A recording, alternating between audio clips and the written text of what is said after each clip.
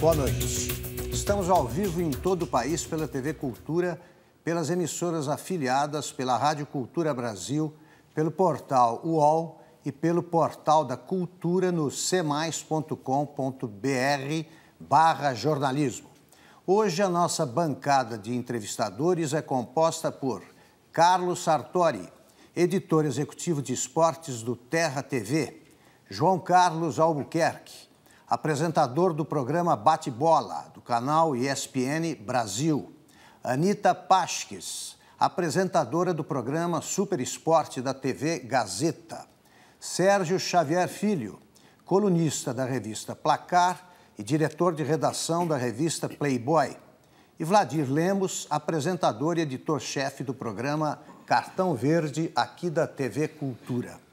Como sempre, contamos também com os tuiteiros convidados e com os desenhos feitos em tempo real pelo nosso cartunista Paulo Caruso.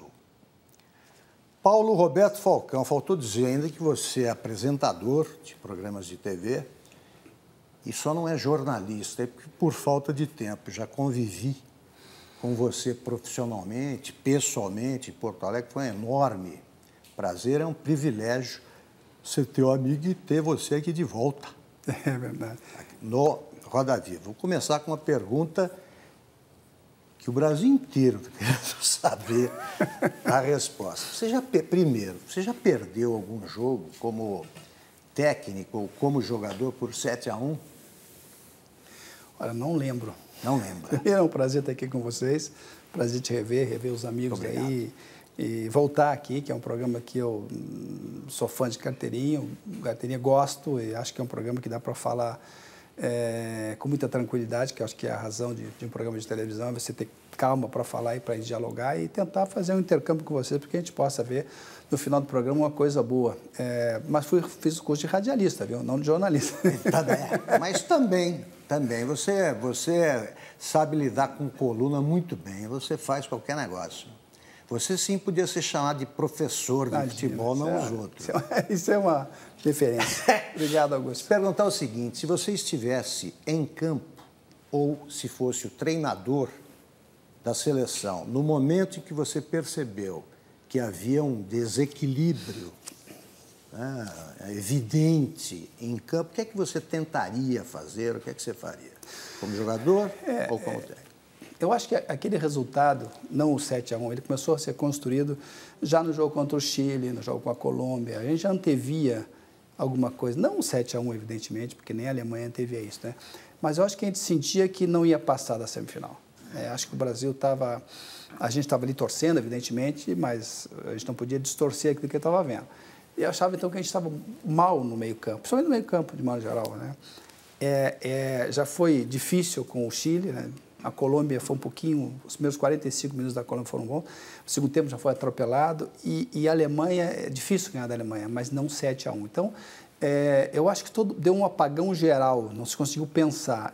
Mas eu até, naquele jogo eu estava comentando, né, para a Fox, porque o Mário Sérgio teve um probleminha, e eu acabei entrando do lado do IBC, onde eu estava. Eu me lembro que quando a gente tomou o segundo gol e estava encaminhando para o terceiro, eu disse assim, tem que mexer agora. A frase que eu fiz, está na hora de mexer.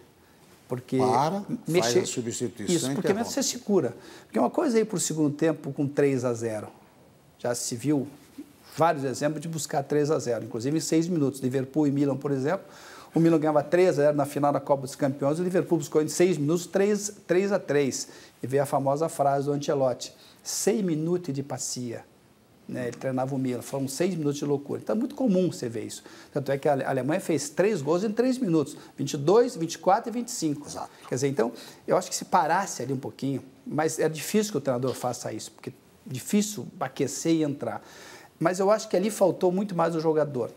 Tá? Alguém dentro do campo disse assim, gente, está ruim, todo mundo para trás aqui, vamos ver o que acontece.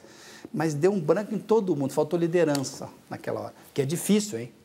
A gente falar aqui hoje é muito mais fácil. Mas é ter aquela leitura do jogo, de o que estava acontecendo e o que tinha que ser feito para a tragédia não ser maior. Vamos voltar todo mundo aqui, vamos segurar, faltou isso.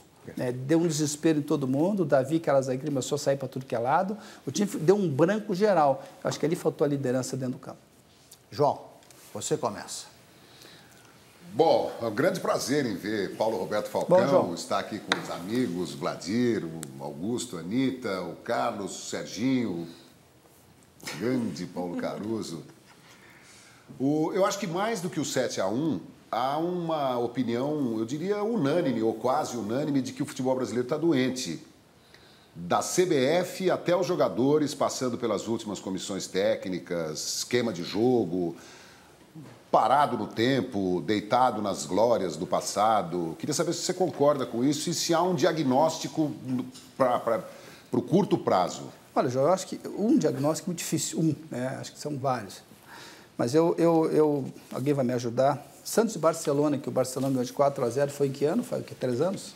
Foi em 2011. 11, né? Eu lembro assim que houve no Brasil inteiro mais ou menos a mesma situação, só que evidentemente a situação é inferior, porque nós estamos falando de Copa do Mundo, ali era, embora um jogo importante, era o Mundial de Clubes. Mas eu lembro que você dizia as mesmas coisas. Barcelona, o futebol brasileiro está parado no tempo, né? Porque, na realidade, as pessoas que acompanham o futebol sabiam que o Barcelona jogava assim já há tempo. Mas o jogo que o Brasil inteiro, de modo geral, ficou ligado foi contra o Santos. E aí todo mundo disse, 4-0, o que é isso, né? Por que o Brasil não joga mais o futebol? E aí o Guardiola deu aquela famosa entrevista dizendo que alguém falava para ele que o Brasil jogava assim. Isso se referia a 82. Então, por que toda essa surpresa? Porque vocês sabem jogar assim. Então, ali também se criou essa história. O que nós vamos fazer? Se criou isso também lá atrás. Né? Quando eu saí da seleção em 90, quando eu entrei, vamos tentar fazer uma renovação. Situações diferentes, porque naquela época nós não tínhamos a qualidade dos jogadores que se tem hoje. Né? Teve que se buscar vários jogadores. Aí, eu sempre digo assim, eu não lancei ninguém, apenas dei a possibilidade dos caras jogar. Cafu, Mário Santos, Mauro Silva, Leonardo, jogadores que depois de 94 foram titulares do Parreira. Então, porque não tinha ninguém no mercado, tinha que buscar. Então, se dizia. Aí, depois de um ano, eu saí, enfim, porque me exigiram 2 ou 3 coisas que eu não concordei, tipo a anuência na convocação, da lista 72 horas antes, privilegiar determinados jogadores, tipo assim, se um jogador é de São Paulo e outro do Rio, com a mesma condição, convoca aquele do Rio. E eu não podia concordar com isso, evidentemente. Então, eu saí. E aí, depois entrou o Mano. E eu me lembro de uma entrevista do Ricardo Teixeira, quando terminou a Copa de 2010, ele disse o seguinte, que nós temos que dar ao próximo treinador aquilo que nós não demos ao Falcão lá atrás, tempo. Aí o Mano entrou e também teve o mesmo problema. Então, assim, eu acho que é uma coisa que... Aí eu acho que a imprensa esportiva, de modo geral, já tem que ajudar muito nisso. Eu acho que não dá... Hoje em dia, nós temos que se preocupar em ver o que é possível fazer e todo mundo ajudar.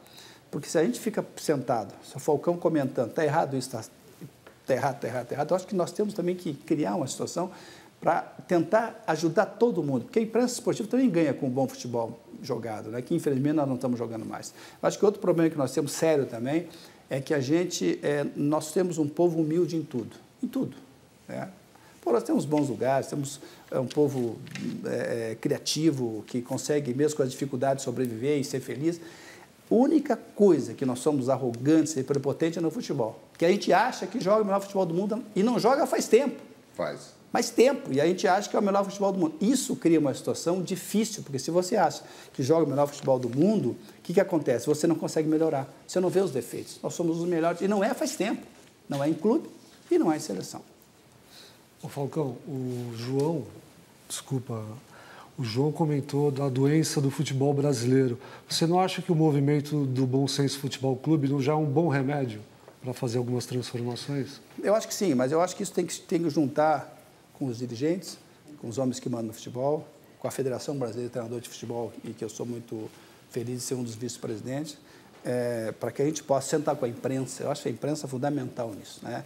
Eu acho que as pessoas que formam opinião têm que saber o que está acontecendo para poder ajudar, né? Eu acho que é um momento em que todos têm que dar a sua contribuição. Não dá para ser isento hoje. Eu sou jornalista, que nem a Copa do Mundo. Copa do Mundo, eu vi muita gente dizer, eu não torço.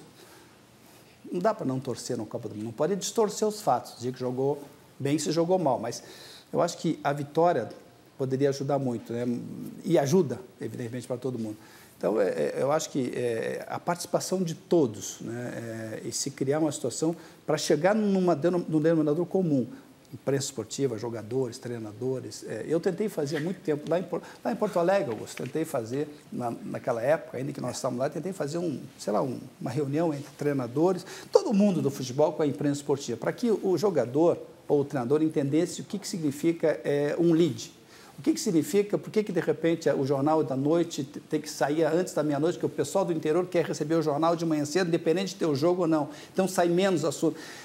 Por que de repente tem uma chamada que depois o texto não é exatamente a chamada. E também fazer o jornalista entender como é que funciona o vestiário. Por que o treinador, de repente, não pode dizer por que não está escalando aquele jogador? Aproximar um pouquinho mais as pessoas para que se pudesse tirar, aí sim, um denominador comum e todo mundo caminhar para o mesmo lado. Evidentemente, cada um respeitando a sua profissão e fazendo da sua profissão e das leis da sua profissão a coisa principal, né? Mas eu nunca consegui fazer isso. Você continua como vice-presidente da Federação de Treinadores? Na realidade, nós começamos em fevereiro do ano passado, né? Uma ligação do Mancini para mim e tal, eu precisava conversar com eles sobre outras coisas, e eles vamos fundar isso aí, nós começamos a conversar sobre isso. E eu bati em duas coisas fundamentais. Eu digo, eu entro se a gente lutar nessas duas coisas. Primeiro, tem que ter um tempo mínimo de 1 ano de contrato do treinador. E se demitir, paga integral. E se não pagar, não pode contratar outro profissional. Porque hoje você demite, não paga aquele, vem outro, você paga. Isso ajuda os clubes. Por quê? Porque o clube vai escolher melhor o profissional. O clube vai ter condições de pensar mais no profissional que ele vai escolher, porque ele sabe que vai ter que manter. E, evidentemente, se o treinador pegar outro clube, ele vai deixar de receber daquele clube que ele estava para receber do novo. Uma coisa para se poder valorizar um pouco mais o profissional. E isso ajudaria os clubes também. Bom, Falcão. Sérgio, Desculpa. Anitta, você tem pularam prioridade, de novo. depois o Sérgio faz a pergunta. Você falou da imprensa agora, né, bastante.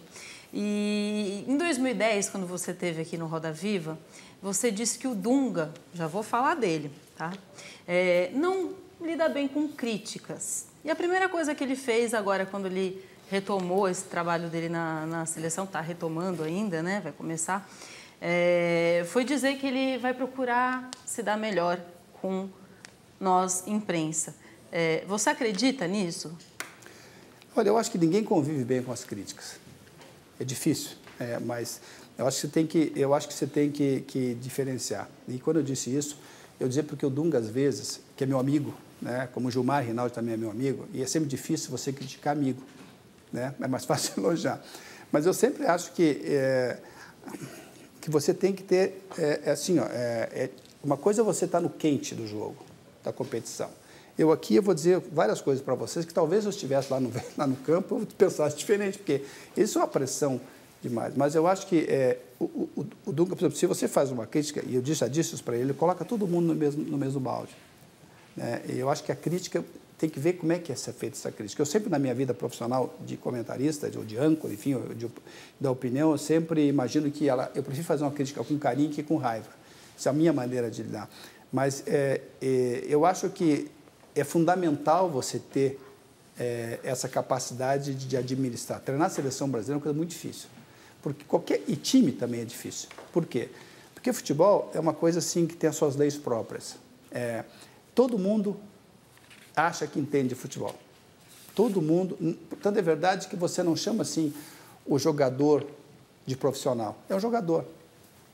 Não, ele é profissional da bola, mas não é chamado assim, né? Então, ele tem essas leis próprias que é muito difícil, de repente, você administrar determinadas coisas. Quando o jogador ele tem a responsabilidade, exemplo, num time, de fazer determinadas coisas, e aí você vê o seguinte, todo mundo bate a sua bolinha no final da semana. Todo mundo. Então, como todo mundo joga a sua bolinha, todo mundo sente o direito de opinar. Tipo assim, quantas vezes a gente não vê o narrador ou o comentarista dizer assim, esse até eu fazia, caso quando você erra um gol. Porque todo mundo se sente no direito de opinar o futebol, porque todo mundo, inclusive, joga a bola. Então, é diferente você opinar sobre economia. Poucos podem falar disso, ou de política econômica, ou do partido lá do Democrata Cristão, ou de qualquer coisa. Tu tem que ser do ramo para falar isso, né? No futebol, não todo mundo se sente em condições de falar. Então, é uma coisa diferente. Futebol, se você está lá no campo de futebol, você não gosta do jogo, você fica vaiando. Você vai no teatro, você não gosta da peça, você levanta e vai embora. Você vai no cinema, vê um filme que está ruim, você levanta e vai embora, você não vai ao filme. No jogo é tudo diferente.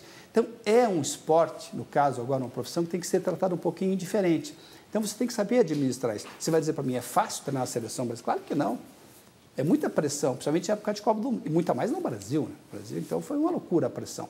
Mas eu acho que o Dunga amadureceu, Acho que não tem que ter preconceito com ele, tem que deixar as coisas acontecer para ver como é que ele vai reagir. E tomara que ele siga isso, tomara que ele tenha condições de administrar uma crítica. Mas eu acho que a crítica tem que ser feita não porque você pensa diferente de mim, porque aí você faz uma coisa preconceituosa. Você tem que ver o que ele está fazendo e criticar ou elogiar. Tem que se isentar um pouco, né? Esquecer, de repente, as broncas que você teve com ele, porque o Dunga comprou um monte de bronca aí na vida dele. Sérgio, eu queria só voltar um pouquinho e até te pedir para você esquecer do Dunga, esquecer do Gilmar, eu sei que é difícil, e voltar um pouquinho no tempo, né? Teve o 7-1, aí acaba a Copa, aí vem a semana que... Teve 7-1 e teve 3. O 3 é entidade barata. Tá dando 3. O 3 da Holanda já esqueceu mesmo, né? Mas o 7-1 a gente não esquece. E aí tem aquela semana que se começa a se definir quem vai comandar o futebol, para onde vai o futebol brasileiro, técnico estrangeiro, técnico daqui, que modelo nós vamos pegar. Então, por favor, esqueça o Gilmar, esqueça o Dunga. Tá? Eu te pergunto o seguinte, você é treinador de futebol, vice-presidente da associação, você jogou Copa do Mundo, você dirigiu Seleção Brasileira, você há 2 anos e meio, por aí, você fez uma turnê na Europa por tua conta para conhecer Barcelona, ficou alguns dias lá, conversou com o Guardiola, foi com o Mourinho te recebeu bem. Ancelotti, Prandelli, você passou lá, sei lá quantos, Saque. 2 semanas, 3 semanas. Quer dizer, você viu os modelos, você voltou maravilhado, inclusive, né, desses contatos todos, ou seja, você procurou se preparar para isso. Você não estranhou ninguém te ligar, o teu telefone celular não tocar na semana seguinte, aquela que você estava pensando em quem poderia pensar o futebol brasileiro, não é nem para ser técnico, talvez para ser coordenador, mas que eu saiba, o teu telefone não tocou, né? Aliás, não tocou o telefone? Não, não tocou. Olha, evidentemente que existe uma expectativa, porque as pessoas falavam e tal, mas eu acho assim que, de repente, se o Gilmar assumiu e me convidasse para treinar, eu acho que eu seria muito criticado. Assim como o Gilmar foi e o Dunga também, né? Todo mundo imaginava o Tite, de repente, que seria a bola da vez. Então, qualquer coisa diferente. Mas a gente fica pensando, será que o Tite, o pessoal que hoje está na CBF convidaria o Tite, na medida que o Tite tem uma relação com o Corinthians, que é do André Sanches, que foi politicamente contra a atual direção. Então, aí o Tite acabou, na minha avaliação, caindo por causa disso, né? Mas está indo para a Europa estudar, né? É assim, ó, voltando a isso, eu sempre critiquei muito, deixa eu corrigir, eu sempre, conversando com os treinadores, e dizia o seguinte, você tem que dar uma passada na Europa, na Itália, na Alemanha, na Inglaterra, qualquer lugar, e conversar com os treinadores e ver o que eles estão fazendo. Não é que você vai copiar, você vai passar por isso que você faz no Brasil e vai ver o que eles fazem, até para não trazer para o Brasil, porque tem a fato da cultura. Mas você tem que saber, não dá para ver jogo na televisão, tá? Estou vendo aqui 4-3-3, vou usar isso aqui no meu time.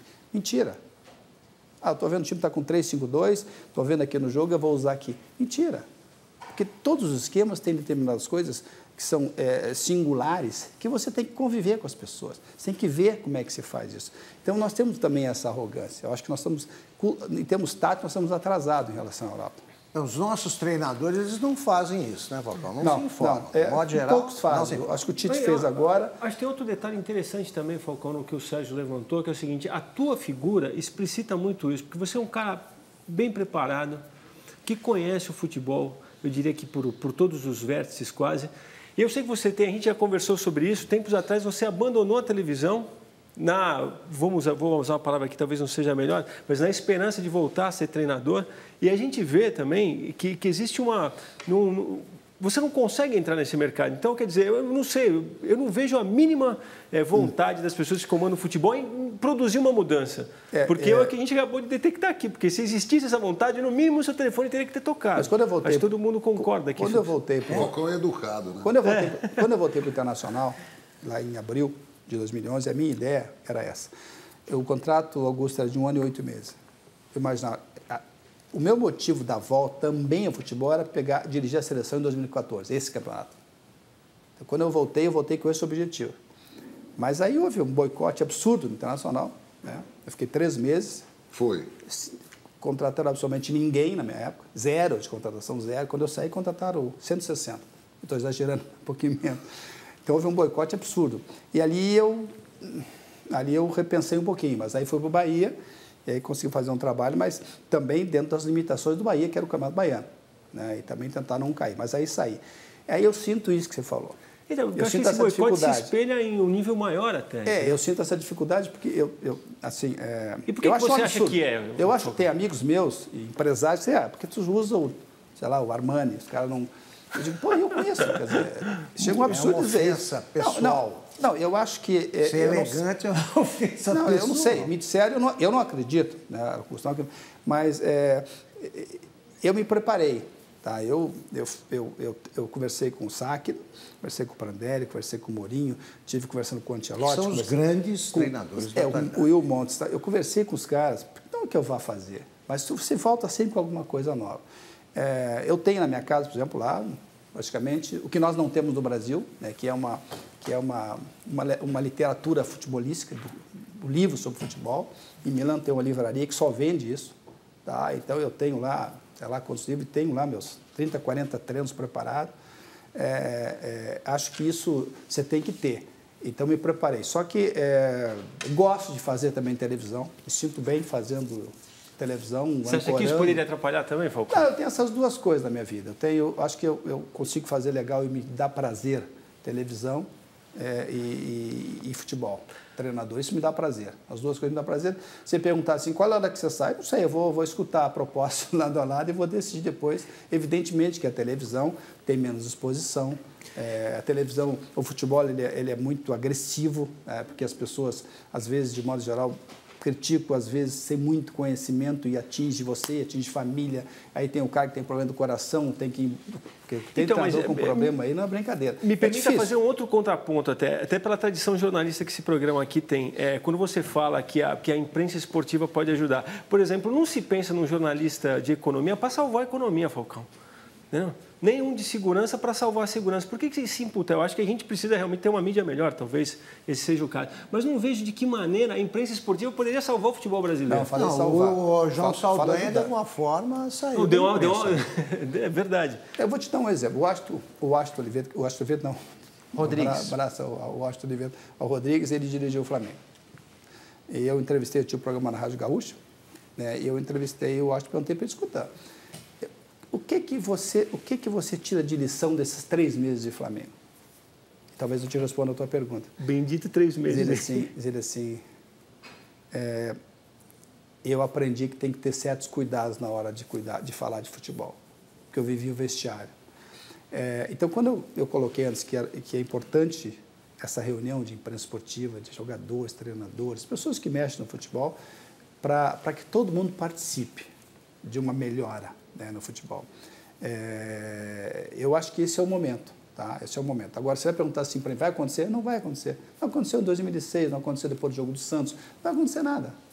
Daqui a 5 anos, não está falando a mesma coisa, não vai acontecer nada.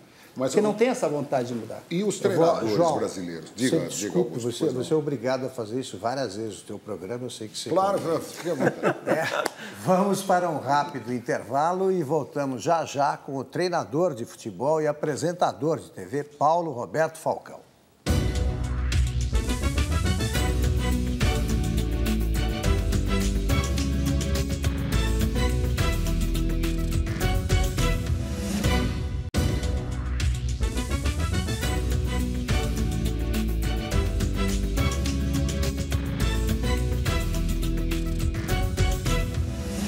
Voltamos ao vivo com o eterno craque de futebol, Paulo Roberto Falcão. Antes de passar a palavra, que estou devendo ao João, queria te perguntar o seguinte. Eu acho que você, até por ser uma pessoa muito elegante, acho que você foi um pouco generoso na análise sucinta que você fez do nosso futebol. Eu fico imaginando o seguinte, a solidão do Falcão que nós vimos jogar em qualquer equipe brasileira, por exemplo, que é uma tristeza. Você assiste a qualquer jogo do Campeonato Brasileiro e eu fico imaginando o que é que você faria com aquela companhia que você não merece, sem ser muito exigente. Eu acho que isso aí é o mínimo. A seleção a brasileira, por exemplo, sempre teve gente boa no meio de campo. Você teve grandes armadores. E você foi um deles, foi volante, mas armava. Foi assim com o time de 82, foi assim com o time de 58, 62, 70, sempre esteve. E agora não. O que aconteceu?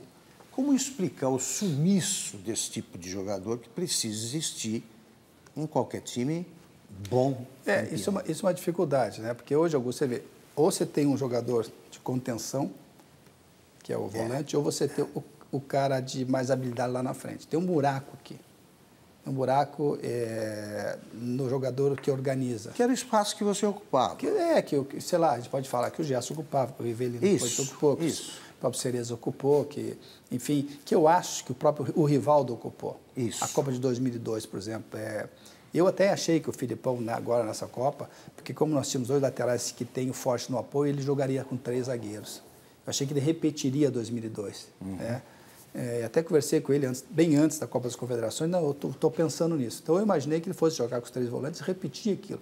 Porque a seleção de 2002, ela tinha o Rivaldo, ela tinha, na realidade, os 3 zagueiros, tinha o Gilberto Silva, né, que o Hermes machucou um dia antes da Copa, mas Gilberto Silva, tinha o Rivaldo, tinha o Kleberson, tinha o Ronaldinho e o Ronaldo. Então, ele tinha 5 atrás, que na realidade não eram 5, o Cafu apoiava toda hora, o Roberto Carlos também, o Rivaldo chegava, o Ronaldinho chegava, e o Kleberson chegava muito. Então, ele teve a seleção que ela jogou bem, jogou bonito, na minha avaliação de 2002. Essa nós não tivemos no meio-campo. Eu acho que o nosso defeito nessa Copa foi que o Luiz Gustavo vinha atrás para juntar com os 2 zagueiros na saída de bola. Nós tínhamos o lateral mais aberto, e o Paulinho sozinho numa área absurda. Porque nós tínhamos o Hulk aberto, né, o Oscar muitas vezes aberto, no 4-2-3-1, e o Neymar muito mais perto do Fred. Então, o meio fica muito... E nós estamos com a Alemanha, que tem o principal jogador deles, que é o Schweinsteiger, que começa tudo com ele. Então, ele jogou completamente à vontade. E eu acho que ali nós tínhamos essa dificuldade, tivemos na Copa inteira, mas ali, quando você enfrenta um time com essa qualidade de toque do Schweinsteiger, do Khedira, você tinha que compactar um pouco mais. Eu acho que nós perdemos ali. Então, Falcão, agora a ausência de grandes armadores começa com as escolinhas, com a formação acho que sim. das equipes de base que não sabem eu fazer. acho também que isso aí é um problema assim... Não é um pouco do êxodo também?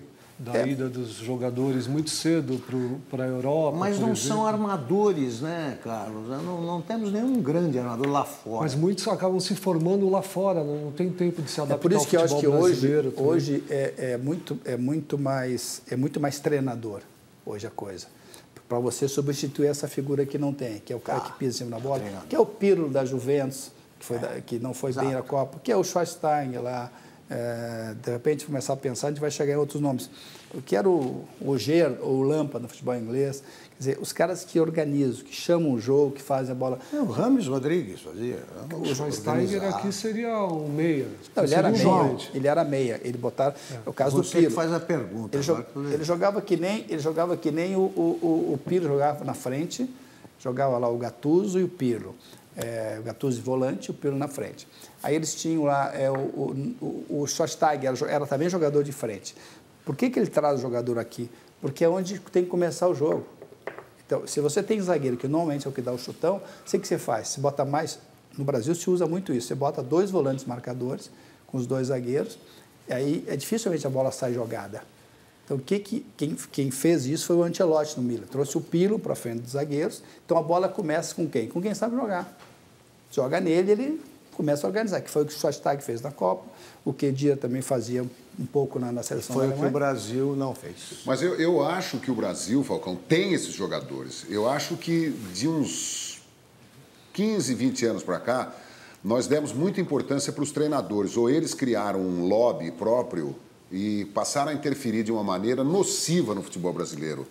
Eu acho que nós temos esses garotos habilidosos, mas eles não têm uma cultura, na maioria das vezes, para assimilar tanta orientação, tanto posicionamento, tanta exigência e tal, e o cara acaba meio que alienado, trabalhando como jogador de futebol pelas benesses da profissão e deixando um pouco de lado, já que eu não posso ser como eu... Antigamente o jogador tinha mais liberdade, a gente tinha pontas, os técnicos criaram uma camisa de força hoje. O jogador tem que O técnico pega o jogador, eu fico imaginando que coisa chata que deve ficar prostrado no banco de reservas da seleção brasileira. Eu acho que é uma prova de que o nosso treinador... Nós temos bons treinadores jovens e novos, que não são tão jovens assim, mas eu acho que os nossos treinadores tradicionais aí estão completamente superados. Mas falando, acho que na base, você falou na base, eu acho que o problema na base é um deles, né? Porque quando a gente diz assim, é um problema só, você é fácil de resolver, nunca é um só, né? Mas assim, o treinador que está na base, João, ele monta o time dele para ganhar também. Por que ele monta o time? Às vezes, em deprimento, um jogador de mais qualidade, ele põe um jogador de qualidade, um jogador técnico. Ele não põe, então ele cria um jogador de mais marcação, porque ele, treinador, acha, se eu colocar jogador de mais marcação, eu vou ganhar o jogo. Se eu ganhar, eu vou ser campeão. Porque eu, treinador da base, também quero treinar o time de cima. Diminui o risco, só. Então, não, o que ele faz? Ele está preocupado também, evidentemente, porque ele também tem o sonho. O treinador da base tem um sonho de dirigir o time. Mas esse treinador, na sua época, você não jogaria. Não, mas olha só, o treinador da base, ele quer chegar em cima. Tá? Por quê? Porque a parte de cima também cobra o resultado. Claro. O que tem que cobrar? Eu acho tem que cobrar assim, você não vai ganhar campeonato. Não quer que se você ganhar, tá bem, mas eu quero que você me jogue para cada ano 2 ou 3 jogadores de qualidade aqui para cima. Você tem que trabalhar para ganhar, claro, mas se você não ganhar e me colocar 2, 3 jogadores aqui em cima de qualidade, você está no emprego. Só que esses se sentem impressionados, esse treinador da base, também para ganhar. E é muito mais importante você ter um educador lá na base, para chegar assim, bom, eu tenho aqui 2, 3 jogadores de qualidade. Eu vou trabalhar esses, porque esses aqui vão dar retorno lá em cima, não o marcador. Mas, Falcão, só que não se faz, tem também a preocupação de que ele também quer ganhar para dirigir um time profissional. E aí foge, porque a base é para preparar. A base é o 15, 16, 17, é para preparar para o time de cima. Daí você assiste Carlos, treino... a Anitta quer fazer a pergunta, tá. Você faz em seguida o Sérgio. Você ainda faz análise? Faço. Tá. 2 vezes por semana. Diminui. Melhorei. Porque eu li numa entrevista sua que você fazia análise e que por conta disso você tinha muita facilidade de olhar para o jogador e sentir o estado de espírito dele, mas que apesar disso, você não gostava de ter uma relação assim muito de amigão, não. Você gostava de manter uma distância, né, para que o cara visse respeito em você. Você achou que a nossa seleção brasileira foi muito infantilizada, muito mimimi, assim, foi muito mimadinha? Eu acho que aliás, queria até que você contasse depois como é que é a sua relação com os jogadores. Eu acho que o grande problema que nós temos, todo mundo comentou do choro, né? Muito choro. Do emoção. Eu acho que o que aconteceu no jogo com o Chile, quando, pela primeira vez na Copa do Brasil, os jogadores sentiram a possibilidade de ficar fora. Deu aquela bola na trave, faltando 3 minutos para terminar o segundo tempo da prorrogação lá. Eu acho que aquela bola na trave e depois os pênaltis, o sofrimento dos pênaltis, eu acho que aquilo ali fez com que aflorasse no jogador assim um choro. Porque eu deve ter mais, vou ficar fora da Copa. E quase ficou mesmo. Se aquela bola entra, nós estamos fora já nas oitavas. Então eu acho que ali foi o momento mais... E a Copa no Brasil teve muita pressão, né? Então, eu acho que aquele momento com o Chile foi caracterizado por isso. Bateu no emocional forte. Agora, como é que eu lido com o jogador? Claro que você, fazendo análise, vai aprendendo um monte de coisa, né? Não dá para usar, mas talvez ter capacidade de sentir o ambiente, capacidade de sentir determinadas coisas, de antever algumas coisas no jogador. Eles te chamam pelo nome? Eu deixo eles à vontade. Chama de professor não. Tem uns que chamam de Falcão, chefe. Professor não dá, hein? Professor não dá, professor nunca, Falcão? Ah? Professor nunca. Não, professor não. Então, assim, Falcão, depende. O mais novo chama de senhor. Né? De tio, né? A nossa geração está muito... Não, mas tio para técnico... Não, mas dá, tio, a nossa geração está muito boba. A nossa geração de jogadores, geração Neymar, está muito boba, está muito infantil, está muito Instagram, está muito Twitter. Eu não tenho Face. Se estiver, é falso. Enfim, respeito todo mundo que curte isso, mas não sou um frequentador de tem Face. Tem fake, não tem Face. É fake, se estiver. Eu acho que, por exemplo, eu não gosto de fazer isso, mas você está perguntando, nos anos 70, nos anos 80, o jogador só tinha uma maneira, depois de uma derrota, de ficar feliz. Ele só tinha, era ganhar o próximo jogo. Hoje, você tem tantas coisas que substituem a tristeza da derrota que você consegue administrar melhor a derrota. Quando você só tem a próxima vitória para botar você de novo no lugar, você quer o jogo em seguida, né? 3 dias depois. Então, eu acho que isso também... Mas o mundo é hoje, não dá para dizer... as coisas acontecem como acontecem. Não sei se é como tem que acontecer, mas acontece isso. Quer dizer, eu até me lembro, sempre nesse programa na rádio, eu entrevistei 2 treinadores juniores, um do Internacional e um do Grêmio. E a grande preocupação deles, que os guris tinham 3 celulares. E como é que vocês fazem? Eu perguntava para eles. Olha, é duro. Porque é assim. Agora, isso é ruim, isso é bom? Eu acho que... É assim. É assim. E você tem que saber trabalhar com isso. É difícil? Evidente que é difícil. Carlos. A gente estava falando agora sobre preparação na base. Esses dias eu estava vendo o treino de São Paulo e eu vi o Muricy, não era nem auxiliar técnico, o Muricy pegando a bola para ensinar jogador profissional a acertar a bola no gol. Você não acha que esse trabalho tem que ser na base? É evidente. Não é um absurdo? Jogadores milionários ali treinando Não, chute. mas eu treinei a Seleção Brasileira em 90, jogador cabeçado de olho fechado. Treino simples, jogar a bola, até para ver como é que ele cabeçado de olho fechado. Quer dizer, teoricamente, quando você fala profissional, né, quando é que alguém chega a ser profissional?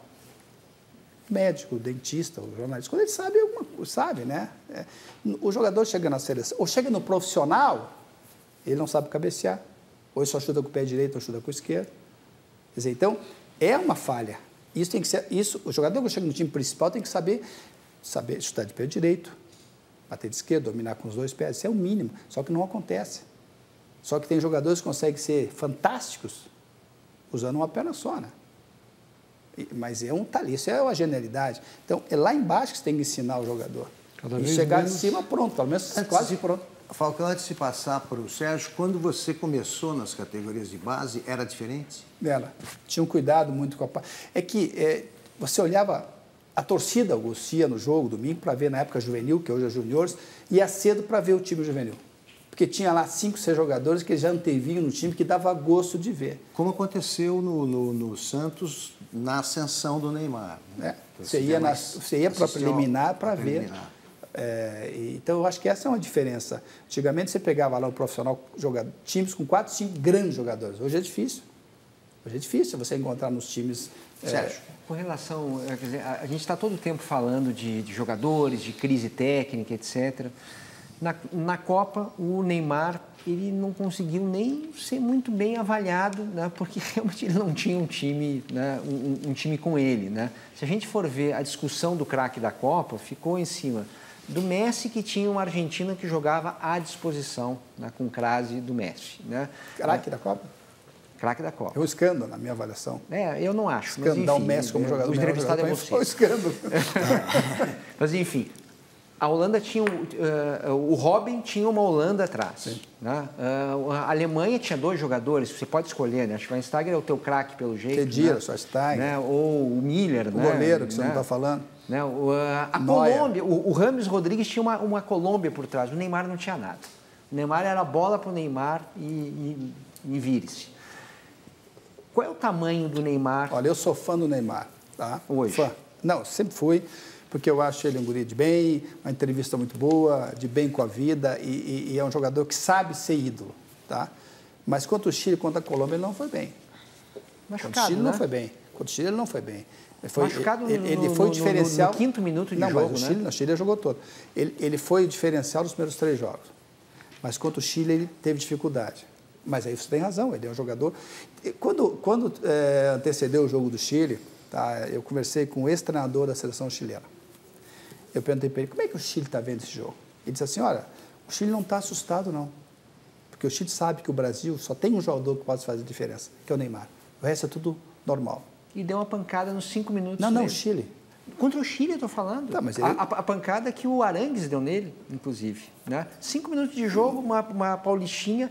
Ele mancou não, ele escolheu o momento que ia correr. Mas de qualquer maneira, assim, ó, eles, sei lá, se foi... Mas eu digo assim, naquele jogo, o Chile sabia que o Neymar era o diferencial. Então, acho que nós não jogamos uma grande Copa, mas eu acho o Neymar um jogador extraordinário. Acho que ele vai crescer muito na Europa. Acho que esse vai ser o ano bom dele no Barcelona, porque ele vai estar acostumado à marcação. É uma marcação mais difícil. Eu acho que não vão prender ele na direita, como o Tata prendeu ele no Barcelona, muitas vezes lá parado na direita. Ele precisa movimentar, até porque ele é um jogador frágil, ele não pode ficar parado porque a marcação, ele tem que sair, ele tem que ser a surpresa, ele tem que entrar. Eu acho que esse ano vai ser o ano dele no Barcelona. Por isso que eu sempre defendi a ida do Neymar mais tempo para a Europa. Tá? Mas Você acha fundamental esse estágio para o jogador brasileiro? Mas ao mesmo tempo que eu dizia isso, Augusto, eu disse assim, olha, mas eu vejo ele tão feliz aqui no Brasil, ele dá uma entrevista tão alegre.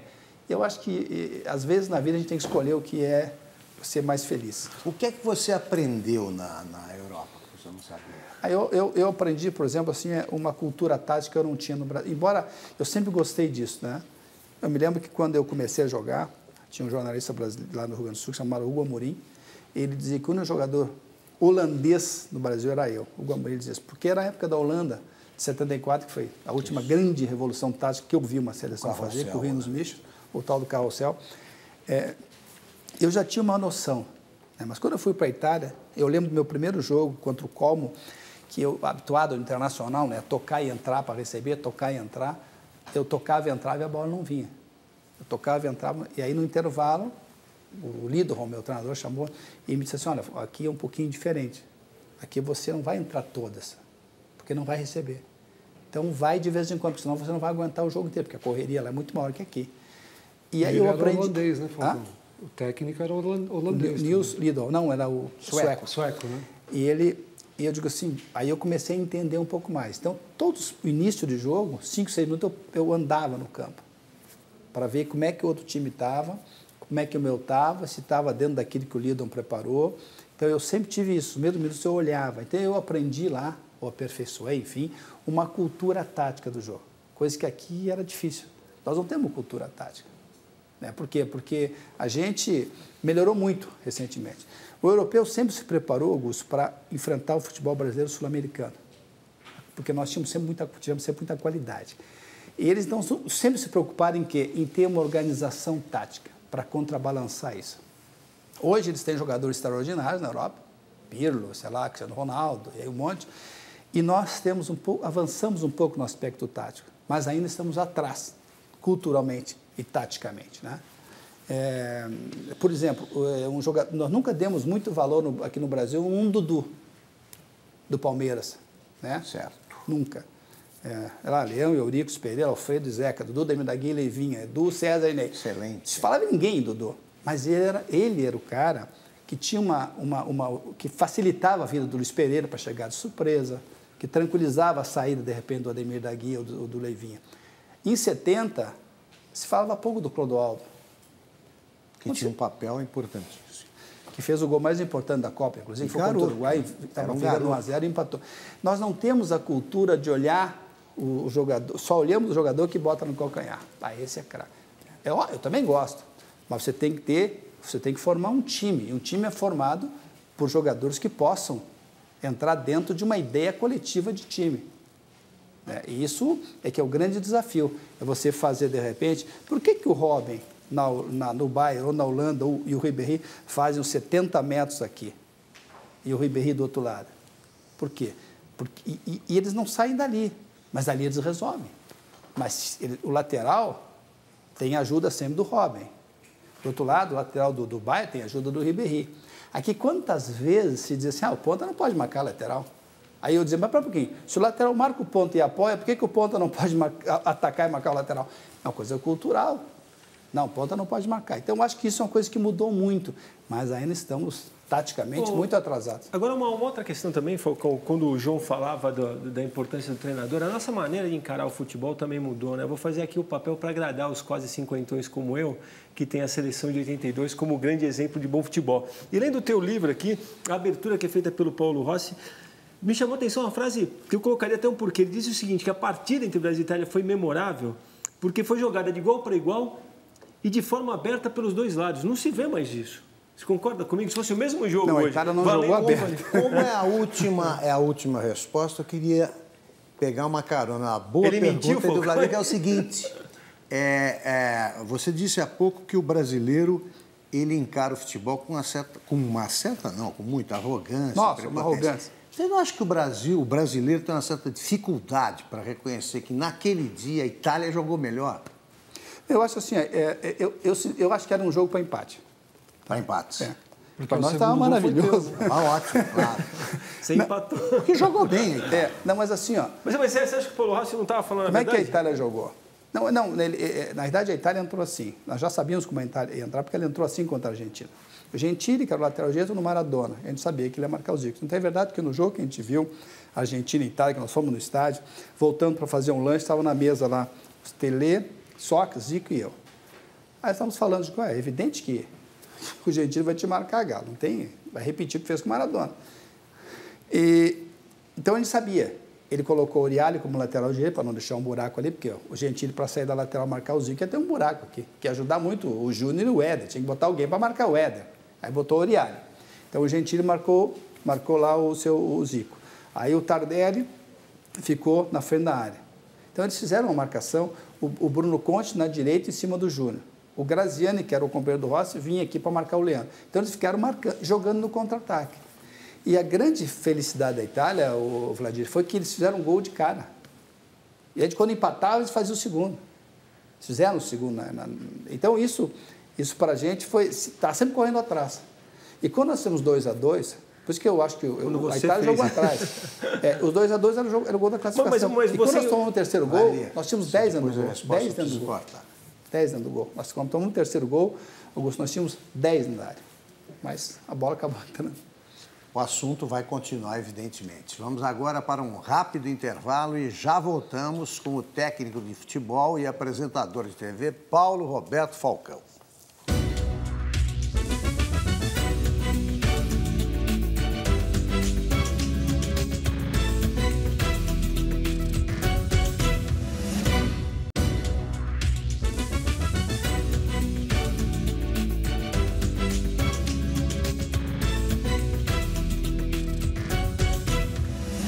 Voltamos ao vivo com Paulo Roberto Falcão. Falcão, nós já estamos tratando de vários problemas, né, de vários aspectos aí do futebol. Está faltando, a gente precisa falar agora dos cartolas, dos dirigentes. O que fazer com uma entidade como a CBF?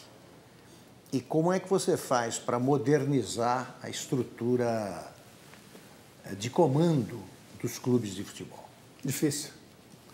Uns 8 meses, só de Porto Alegre, a área polícia me convidou, perguntou se eu gostaria de ser presidente da CBF. Então, tivemos várias reuniões lá e aí, no fim, a coisa não andou. Porque também não tive muito interesse, porque a maneira que eu via é difícil. Você precisa 7 votos, não sei do quê, mais 5 do clube, e isso inviabilizaria tudo, né? Mas eu acho que tem que se mexer nessa estrutura, também acho. Eu acho que não porque você foi jogador que você tem capacidade maior que quem não foi. Isso é um engano, né? Mas eu acho que quem foi jogador pode contribuir muito no aspecto de uma organização. Mesmo que atrás desse jogador tenha alguém que possa saber fazer as coisas. Agora, eu posso chegar para o Augusto, vamos fazer assim, assim, assim. Como é que se faz, Augusto? Põe no papel. Você vai botar.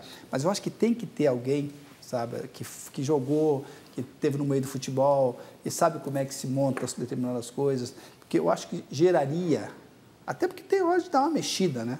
Dar uma mexida. Eu acho que eu sou favorável, sim, a se criar uma situação, não agora, porque agora, tomara que o Marco Leonardo faça um bom mandato, mas lá na frente, eu acho que é importante você ter alguém que jogou bola, alguém que tenha relacionado... Tem gente como o Leonardo, é um executivo. Gente que possa hoje, por exemplo. Escolher, tem gente que possa se preparar, que a gente possa, de repente, ter gente do ramo, né?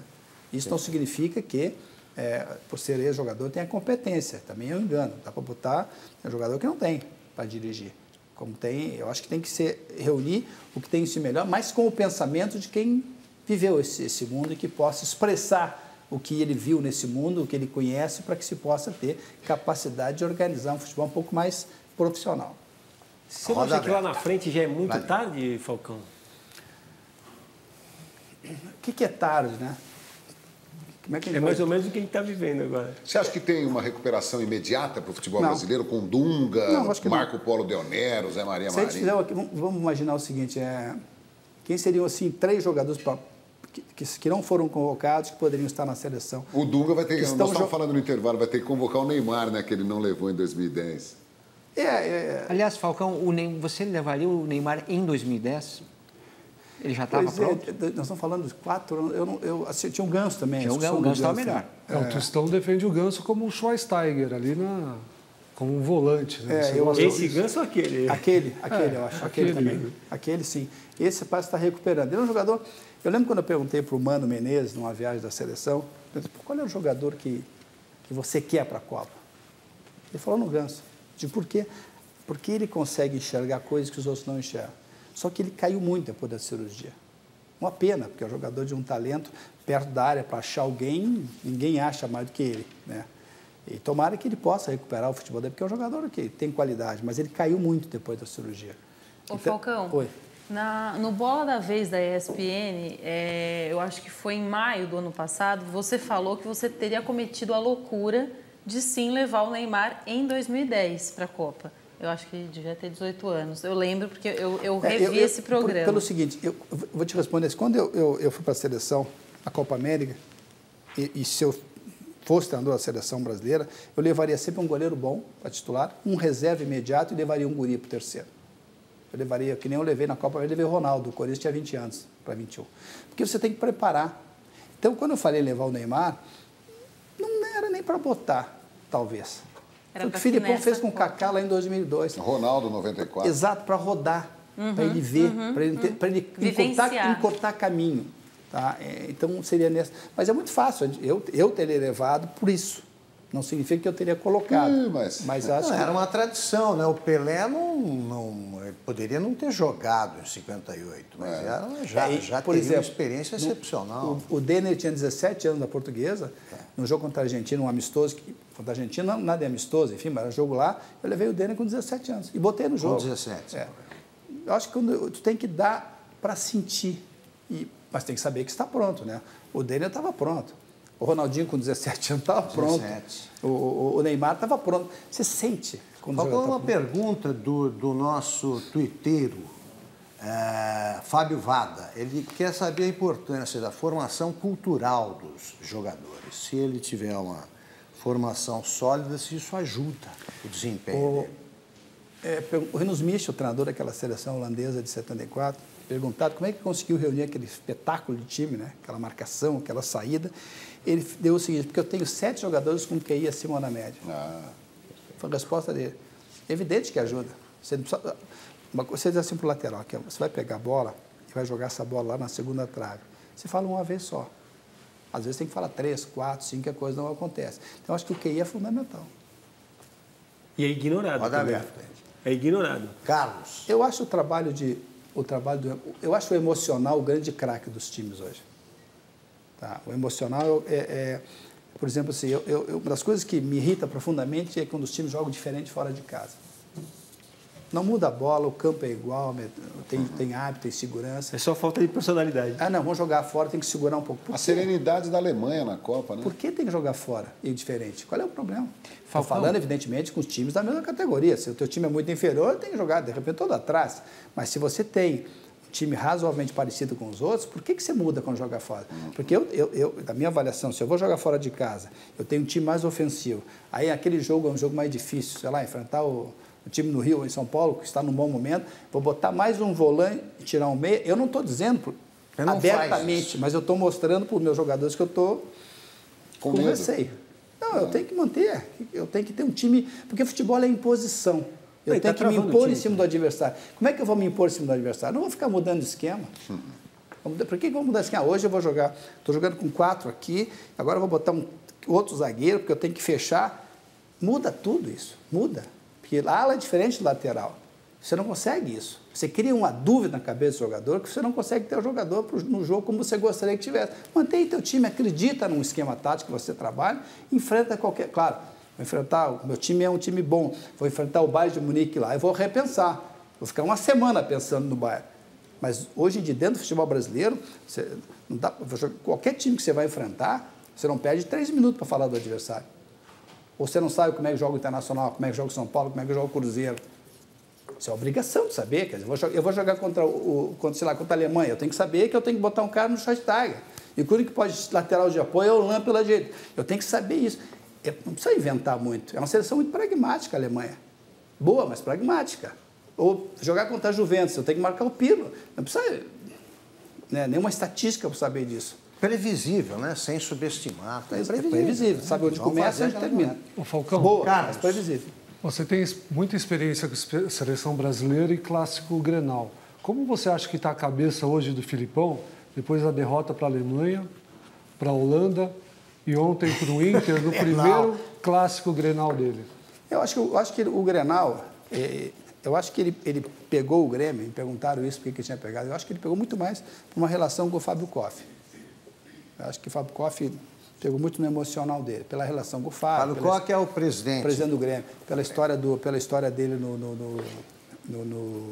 no Grêmio. Né? E ele podia muito bem ficar fora do Grenal.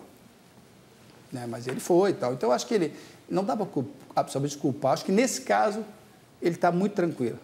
Eu acho que ele não ficou tranquilo com o 7. Ninguém ficaria. Mas ele disse, foi o pior dia da minha vida. Mas acho que no Grenal, não. Claro que ele deve ter sentido, mas ele pegou o time numa terça-feira. Quem conhece Porto Alegre já passeou por lá. Mas ele pegou terça-feira, a o time não dá para cobrar lá dele. Acho que a cobrança não tem nada que se compare. Já que você falou de internacional, de Grêmio, né? Eu não falei, foi perguntado. Está citado, você acabou de falar. Pode deixar sem resposta.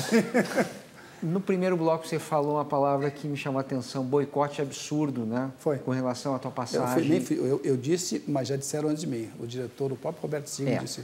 Bom, o Internacional teve o Dunga como treinador, passou um tempinho e foi chamuscado, né? 8 meses. O Fernandão como coordenador e depois como treinador saiu chamuscado e virou um herói porque morreu, né? Porque senão não seria um herói, né? E, aliás, como se faz normalmente no Brasil, né? Agora vamos fazer uma estátua para o Fernando. Por que não se faz antes, faz depois da morte? É uma coisa muito nossa, né? Isso. O Ito tem que ser homenageado antes, vivo, para ele ver, né? Enfim. Mas o Fábio Koff continua presidente do Grêmio. Mas olha aqui, ó, são 3 dos maiores ídolos, vamos dizer assim, dos anos 70 para cá. Você, Falcão, Fernandão e Dunga. O que acontece com o Inter, esse chamuscamento de ídolos aí? Como é que se explica essa sanha por queimar os seus jogadores que fizeram história, etc.? Isso tem a ver com os dirigentes? Sim, ó, você colocou os 3, né? E eu não tenho ninguém para me defender, né? Eu vou ter que me defender, né, João? Mas, assim, ó, eu fiquei 3 meses... Quer que eu te ajude? Me dá uma mão. Vaidade e inveja. Me dá uma mão. Eu fiquei 3 meses, tá? Eu fiquei, enfim, como eu te falei, não tive nenhum jogador, a não ser o Fabrício, que eu avaliei, posso trazer, de pode, porque eu tinha visto jogar no Campeonato Paulista quando eu estava comentando na Globo e achava que era um jogador que podia ajudar. Tanto é verdade que hoje é o titular da lateral esquerda. Só, não tive ninguém. E tinha pedido alguns jogadores lá, porque eu entendi que o Internacional tinha que se qualificar ainda mais, porque senão ia ser difícil. O que ficou comprovado depois, né? E os jogadores que eu pedi, as posições que eu pedi, o Internacional buscou todos depois que eu saí. Era um zagueiro, um jogador de meio campo e um companheiro do Damião. Então, não dá para comparar as situações, Serginho, pelo seguinte, eu fiquei 3 meses no Internacional. O Dunga ficou 8 meses. Eu saí na 10ª rodada do Brasileiro, 4 pontos atrás do Palmeiras, que era o 4º colocado. Sem Oscar, sem o Juan, sem o Zé Roberto, sem o Tinga e sem o Andrezinho. E voltariam na semana seguinte. Mas isso não se repete em outros clubes, Falcão? Pois eu não sei. Mas assim, ó, e o Fernandão, aí depois que eu saí entrou o Dorival, depois entrou o Fernandão. Então, são situações diferentes, né? E evidentemente que, até por uma questão de justiça, são situações minhas diferentes do Fernando e diferente da do Dunga. Eu fiquei 3 meses e eu não tive nenhum jogador em condições do que eu pedi. Quem era o presidente do Inter, Falcão? Por favor. Não, é você, o favor, teu chefe, Sérgio, fala ele você, quer. olha. A pergunta era dele, né? Quem é? Não lembro. Não sabe? Não. Giovanni Luiz. É. E o meu diretor era o Roberto Sigma, que também saiu junto comigo e tal. Mas, enfim, ele que disse a história do boicote, o que eu concordo realmente. Mas, enfim, a bola segue. Estamos bem, hein? Anitta. Quando é que você acha que nós vamos reagir com esses dirigentes, esses treinadores, essa inveja, esses Eu acho que vai demorar boicotes? muito. Eu acho que Muito vai demorar. quanto? Próxima Copa, você acha que o Brasil classifica na eliminatória fácil? Eu acho que fácil não. Acho que não. Eu acho que nem difícil. Porque o Chile melhorou muito, a Colômbia melhorou muito, deve manter praticamente o mesmo time. O Paraguai sempre, embora não esteja na Copa, mas sempre um adversário que pode crescer. Jogar com a Bolívia lá é uma complicação. Eu tenho preocupação. A gente corre risco, Falcão, de ficar Não fora sei se pela primeira vez na história? Sei lá, eu acho que o Brasil, pela história, classifica, mas não vai ser uma corrida. Não. A história também, de alguma forma, foi reescrita aí por essa Copa, né? Vê o Chile, Depois né? do 7-1, é uma Tudo história... é possível, tudo é possível. Não, a eliminatória promete ser realmente complicada, né, Falcão? Agora, você conhecendo o Dunga, conhecendo o CBF também, você acha que a gente pode esperar dia 19, quando ele faz a primeira convocação, alguma coisa que sugira algo na linha do que você fez quando você estava lá? Porque você também pegou a seleção no momento que se falava em renovação. Mas a diferença é que eu não Mas tinha você ninguém. renovou, né? Eu não tinha ninguém. A safra era ruim. É o que dizem Se dessa eu também. tivesse a safra dos últimos anos na minha mão, não tive. Não tive. Era uma safra nova. Eu lembro que o Romário, eu convoquei o Romário para a Copa América, mas ele pediu para ficar fora, porque faziam 3 anos que ele não tinha Sim, férias. mas jogadores que você veio a revelar, se não me engano, o próprio Vladimir, Cafu. só encerra a pergunta, porque a Anitta precisa falar. Eu acho que hoje tem condições, tem bons jogadores. Mas você acha que ele vai nessa linha, Falcão? Isso que você acha que na próxima terça, sem ser amanhã, na próxima terça, quando ele anunciar... A pergunta se faz o seguinte, ele vai convocar só jogadores novos que nunca jogaram, ou vai mesclar, colocar jogadores que já jogaram, porque se ele colocar só novos e perder, vai ser muito criticado. É o que está embutido na minha pergunta. Exatamente. Então, eu acho que ele vai fazer? Ele vai mesclar e acho que ele vai ter que trocar à medida que o barco vai andando. Não vai poder renovar. Última pergunta A minha do bloco. pergunta tem a ver com a do Vladir, na verdade. Porque você também, em uma entrevista que eu li, você disse que o jogador é escalado pelo momento que ele vive, né? E que em 90, então, justamente você chegou a escalar o Neto e o Veloso na Copa América. Em respeito à história deles. Em respeito à história deles. Em respeito à história de quem o Dunga vai... Não, no caso chamar, do Neto, né? 2 situações. Eu convoquei o Neto e o Renato. Tá? Eles eram jogadores titulares nos primeiros jogos. Como eles não estavam jogando bem, eu chamei os dois do meu quarto e perguntei, vocês acham que vocês estão bem? Nós não estamos jogando bem, então eu vou tirar vocês. Tá? Porque eu acho assim, o jogador tem que ser escalado pelo momento, mas a história do jogador tem que ser respeitada. Isso. A história tem que ser... Se você vai tirar um jogador de história, você tem que chamar e dar uma satisfação. A história... Agora, não é a história que escala, o que escala é o momento dele. É isso que eu penso nessa entrevista e continuo pensando. O momento é esse. Agora, tem duas maneiras. Bom, é que no Brasil você tem que ganhar. Se você colocar hoje aqui um jogador de 31 anos, você sabe que ele não vai jogar na Copa. Mas será que a imprensa esportiva, alguns vão aguentar se perder 2, 3, 4 jogos? Não, né? Então ele vai ter que colocar um time mais forte possível e colocando aí sim algumas renovações, mas também preservando essas renovações, porque senão ele acaba queimando o jogador e não vai poder utilizar lá na frente. Vamos para outro ligeiro intervalo e voltamos já para o último bloco da entrevista com o técnico de futebol e apresentador de TV, Paulo Roberto Falcão.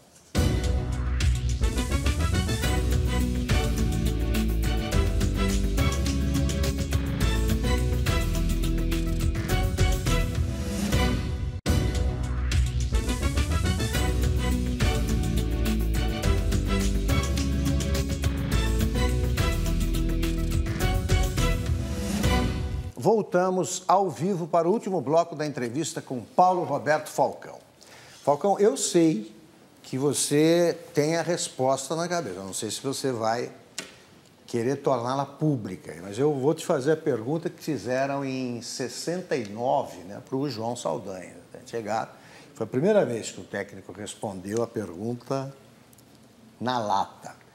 Qual é o seu time? Ele escalou titular, o time titular e o time reserva, os 22.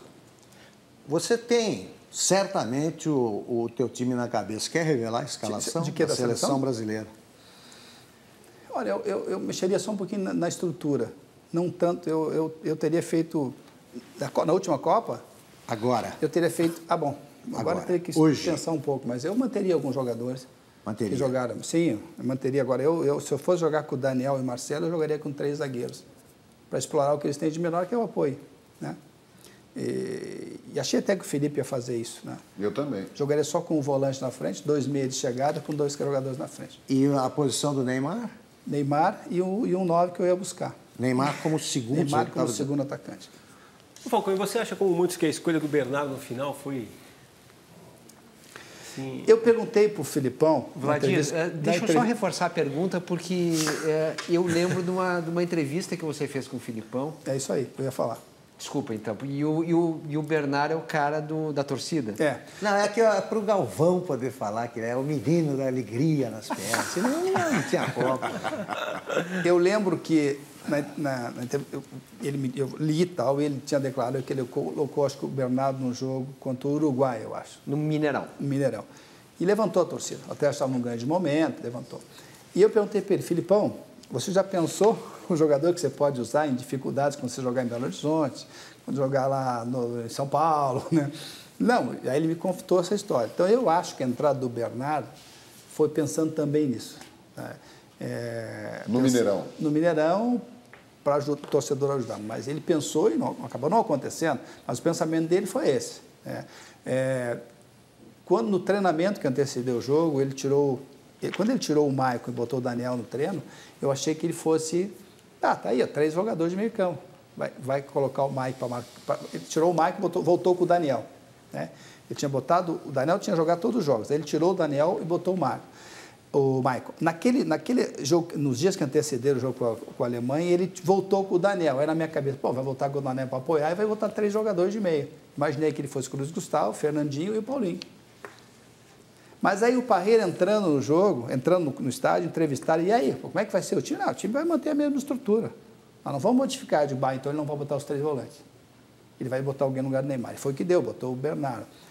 E foi um jogo difícil para ele, para o Bernardo. Não deu certo o que o Filipão pensou. O Filipão pensou usar o quê? A velocidade do Bernardo em cima da zaga lenta da Alemanha, principalmente os 2 zagueiros. O que aconteceu contra a Argélia foi isso, né? A Argélia teve 3 ou 4 chances para matar o jogo. Se o goleiro não sai lá na frente...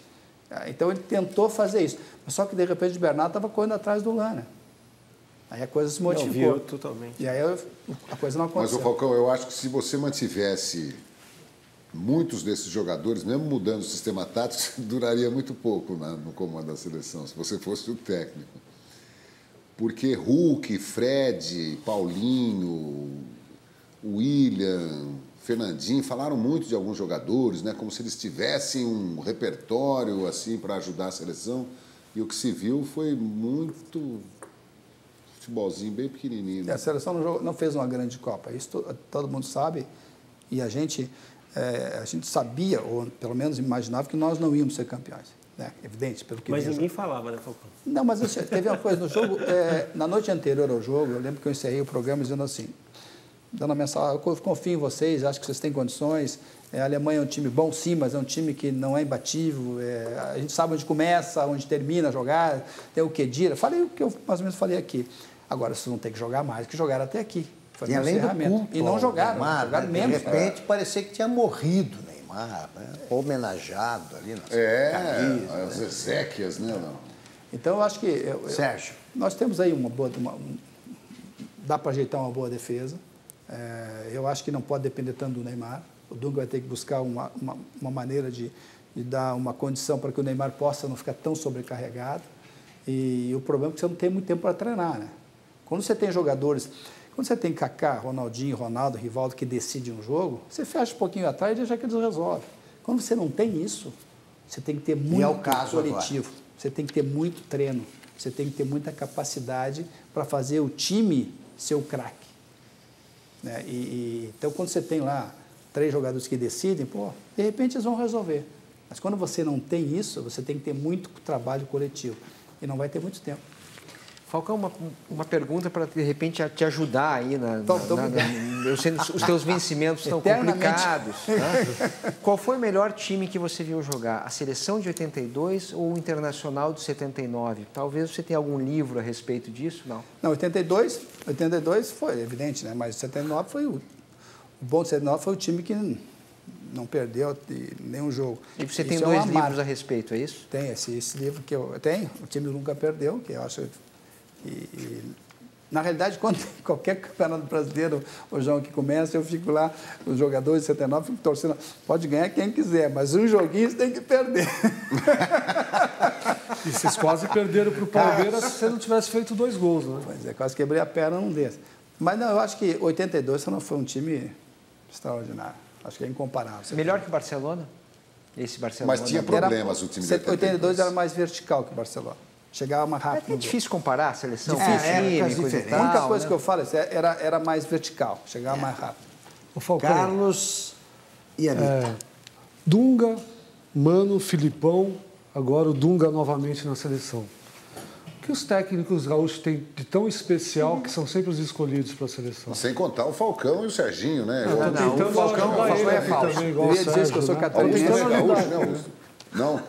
Não, trabalhei em Porto Alegre muito tempo, trabalhamos juntos. A invasão gaúcha. Tem alguma água lá, alguma coisinha assim que... Não, o que eu li antes também, que já estava se criando uma situação que não podia ter técnico gaúcho. Quando se fala muito do Tite, né? Se criou não, mas outro técnico gaúcho e tal. Então, sei lá, não tem assim, acho que uma explicação. Mas você gosta Falcão desse é catarinense, tipo de futebol? Eu sou catarinense. Mas você gosta do futebol que o Dunga, o Mano e o Filipão colocam em campo? Olha, eu gosto do futebol bem jogado. Tá? Para mim, o que é o futebol? Você não gosta. O que é bem jogado? Eu falo sempre assim, eu joguei no mesmo time do Falcão, então para confundir, né? A pessoa achar que eu joguei futebol. Mas eu digo assim, ó, o que é o bem jogado? Se você perguntar assim, você prefere ter um jogador que joga na frente da área, por exemplo, né, e retire a bola e entregue por mais perto, ou você quer um jogador da frente que vem aqui compor? Eu prefiro o jogador da frente que venha compor, porque a minha retomada é mais rápida e eu tenho qualidade. Se você bota 3 volantes do time, ele vai tirar, vai entregar, ele não tem sequência. Dentro da média dos volantes que nós temos, evidentemente. Se você tem lá o Iniesta, é outra história, né? Mas você tem... Então, eu prefiro ter jogadores de fechar espaço, mas que quando recebem a bola possam ter qualidade de chegada e não passar por mais perto para que ele chegue. Eu prefiro isso. Então, o meu time, eu prefiro um time que tenha compactação, que um jogue mais perto do outro e sem necessidade de encher de jogador que marque. Acho que não precisa tanto jogador que marque. Tem jogador que saiba jogar a bola. Por isso que eu falei, time que jogue. Se você perguntar para mim, o meu sonho de jogador de zagueiro é aquele que saiba jogar a bola. Eu estou cansado de ver chute para tudo que é lado. Isso é uma diferença de começar e sair jogando. Começar, qualquer um começa, bota a bola e dá um chutão. Sair é diferente. Que era a força do Barcelona. Essa ligação direta, não, ninguém aguenta. Criminosa. Essa seleção, esse time do Barcelona tinha um diferencial, porque o Piquet pegava a bola, tocava no Mascherano, no Pujol, e conseguiu tirar o centroavante do adversário. Aí esse jogador saía com a bola mesmo. Ele cravava em cima do jogador adversário, que estava marcando o companheiro dele. Aí esse companheiro saía, ele tocava. Se o jogador continuasse na marcação, ele ia embora com a bola. Quase igual a seleção nessa Copa, né? A seleção, chutão para frente. Não, todas deram chutão. Todas deram chutão. Todas. Dificilmente. Vou fazer uma pergunta menina, tá? Mineira? Uma menininha, assim. Você comentou de mineira. De menina. Do Neymar, na ocasião dele jogar fora, e você falou, a gente tem que saber o que faz a gente feliz. O que hoje te faz feliz, já que você tem toda essa versatilidade, né? De poder ser treinador. Eu acho assim, ó, a felicidade, ela não existe. Ela existe são os momentos. Você tem que procurar prolongar esses momentos. Por exemplo, eu quando estou feliz aqui... Tá parecendo anúncio de supermercado, hein? O que te faz feliz? Não, eu gosto... Felicidade não existe. Não, eu acho assim, eu acho que existe, mas eu acho que você tem que procurar as coisas boas que acontecem, tem que fazê-las continuar a durar o mais tempo possível. Eu gosto de futebol, gosto de ver um bom jogo, gosto de jogar meu tênis, gosto de repente, de dar uma entrevista. Eu estou me sentindo muito bem aqui, porque a gente está numa linguagem legal. Eu gosto, de repente, de estar lá jogando meu tênis, ou de repente caminhar na beira da praia. Eu não tenho, assim, coisas assim extraordinárias. Você perguntar para mim o que eu gostaria? Eu gostaria, sim, de repente, de ser campeão do mundo, como treinador. Como jogador, não dá mais. Mas, sim, eu tinha isso na minha cabeça. Né? Mas foi cortado lá no Internacional, como nós já falamos, e aí, consequentemente, as coisas se atropelaram, não deu para... que era o meu plano de 2014. Mas não desisti disso, não. Tá? Mas também gosto de estar na televisão, gosto de estar na função do Augusto, embora sem a competência do Augusto, mas gosto de estar ali, gosto do João, que vai lá e bate. Eu bato menos que você, viu? Mas, enfim, eu gosto disso, gosto de televisão, gosto de futebol. Ontem, por exemplo, lá eu tive dúvida, qual é o jogo que eu vou assistir? Eu tinha alguns jogos para assistir e não deixei de dar uma olhadinha no Federer, de Tsonga, que perdeu o Federer, mas meu jogo de tênis também gosto. Tem alguém que joga como você, Falcão, que você, hoje no futebol mundial, que você olha e fala, pô, esse cara me lembra... Pois essa pergunta me fizeram anos atrás e eu não disse que jogava, mas eu gostava do Hernanes.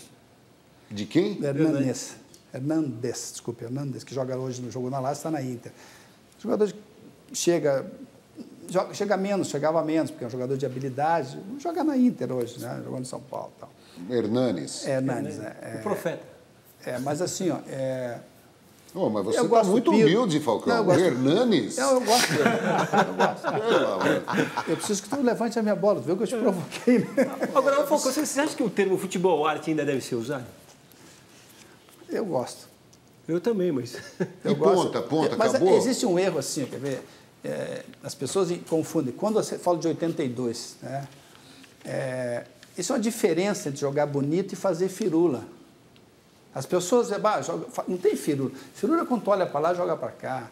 Quer dizer, quando tu faz aquelas coisas que não... A seleção... O Messi não tem firula com o Messi. Sim. Não tem, é para lá. O gol é lá e eu vou para lá. Então, a seleção... O mesmo calcanhar do Magrão Sox, que Deus o tenha, ele era sempre para frente, não era para uma jogada para atrasar. Então, a gente jogava bonito, mas como de repente foi bonito o gol. O terceiro gol da Holanda contra a gente. Tocou, passou, foi levando com os outros. Quer dizer, o bonito, você vê jogadas bonitas, não a firula. E dá para fazer um futebol bonito. Claro que dá. Eu acho que porque eu acho que o sonho do treinador, meu sonho como treinador, e deveria ser o sonho dos treinadores, é de construir um time que ganhe, claro, mas que permaneça ao longo da história, ganhou porque jogou bem. Senão vai ser só um fato estatístico. Mas essa é mais ou menos a história do Guardiola, né? Eles tentam fazer isso sempre. Sempre. E ele deu uma declaração muito boa, disse, eu odeio o tic-tac. Porque as pessoas começaram a chamar o tic-tac, inclusive o Beckenbauer, que é o presidente lá, um dos presidentes. Dizer que o tic-tac que ele diz não é uma coisa ruim. O tic-tac dele não é tic-tac, ele fica procurando uma maneira de entrar. O time está todo fechado, sim, então era claro. Tem que ficar tocando, não adianta acelerar. Acelera quando tem espaço. Não tem espaço, protege e tal. Só que ele tinha jogadores extraordinários para fazer isso. Ponta que você acha que é nunca mais teremos um ponta... Hoje os pontos jogam pé trocado, né? Robin joga na direita, o Ribeirinho na esquerda. Messi joga mais pela direita. Acho que pode ter.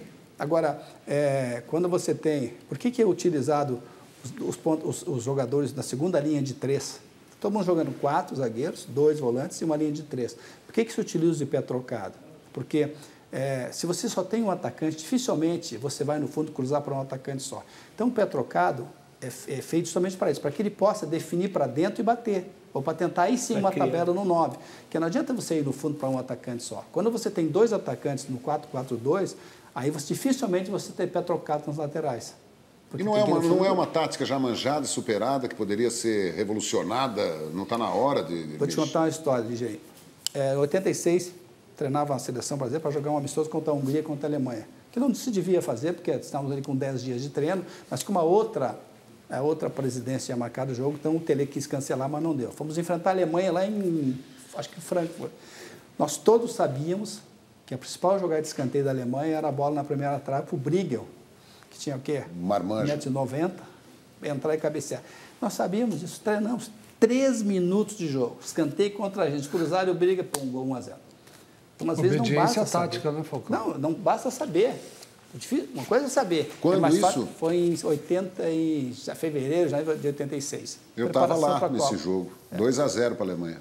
Bom, depois perdemos da Hungria de 3-0. E o passe do segundo gol da Alemanha foi errado meu. que eu atrasei.